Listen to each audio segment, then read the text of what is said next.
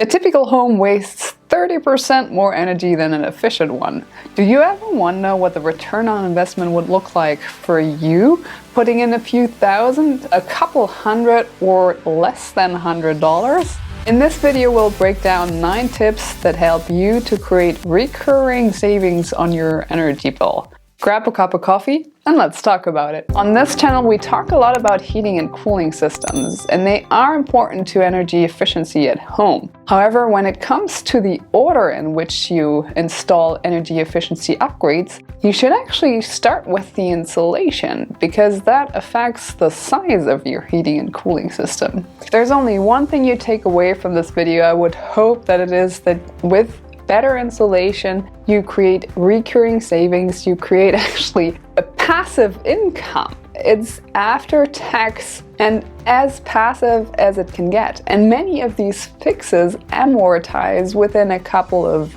years, months, or even weeks. So stay tuned, we're gonna dive into it. So there are 2 questions you should answer for your individual situation. The first one is, how much budget do I actually want to allocate to improving my home energy efficiency? And the second one is, how do I max out the return on investment on that budget?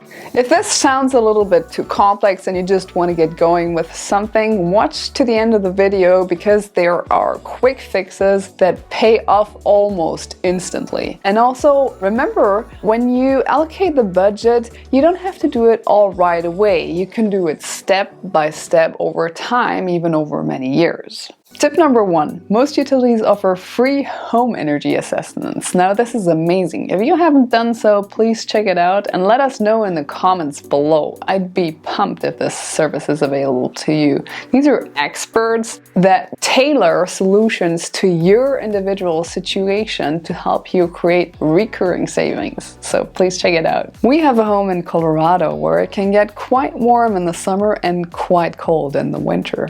We wanted to capture the long-term savings and be as environmentally friendly as possible within our budget. But we did it the wrong way around, like so many of us. We started with the solar panel system, then we replaced some windows. Actually, some of them were still single pane. That's like really a pain. And then we switched from gas to electric, and finally we're working on the last issues of our installation. Well, congratulations.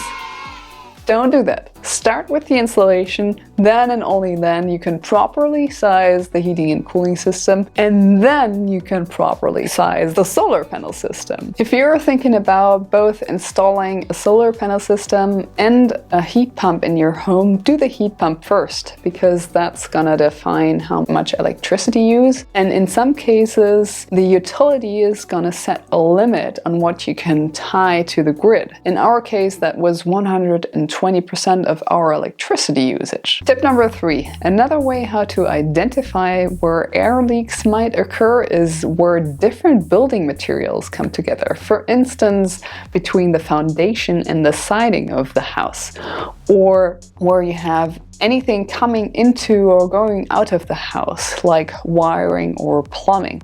Tip number 4, windows are a complex subject, but here's my take on them in a nutshell. If you still have single pane glazing in your house, you probably want to replace that with at least dual pane and low emissivity glazing. I've done that in our studio, and we had really large single pane windows in there. It's not only about the glazing, it's of course about the entire window and the framing and how it's sealed and fleshed, but you also want to make sure that, especially if you live in a humid area, that you don't shift the bottleneck from the window to the wall, which then can get moldy. So if you live in a humid area, make sure your house is always properly vented. And again, this could be another video. If you already have dual pane windows, you probably still want to check them, even if the framing is sealed and fleshed properly. Because oftentimes the rubber gets old over time, which means that the softener in it escapes and it becomes rigid. And replacing rubber on old window frames can go a really long way. Tip number 5. If you found air leaks in your home and they aren't structural, spray foam is an option how to fix them. Now with spray foam, be careful of 2 things. One is your health and the other one is the global warming potential.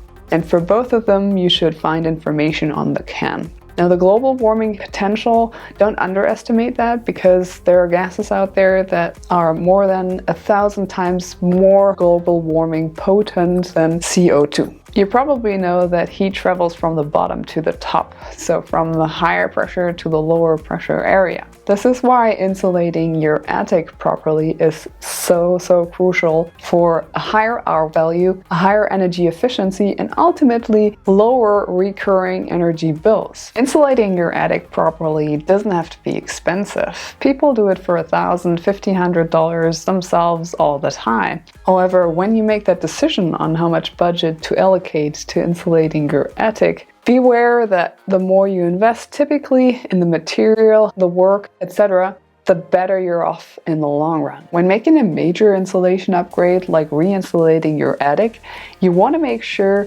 that the house is still properly venting. Oftentimes people do that by the design, so they leave gaps at the sides and the top of the house that enable airflow. However, I recommend looking into heat recovery ventilation systems that can save you a lot of energy in the long run. Tip number 7. I love this tip. This is about ductwork, and the reason why I love it is that it's so largely underestimated typically. People, I don't know why, but usually they don't think about their ductwork and the effect that it can have.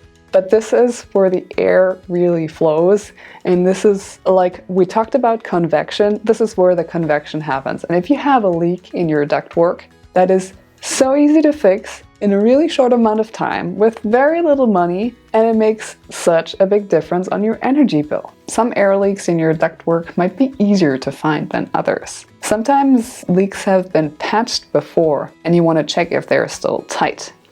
Other classics are the joints and the connection between your ducts.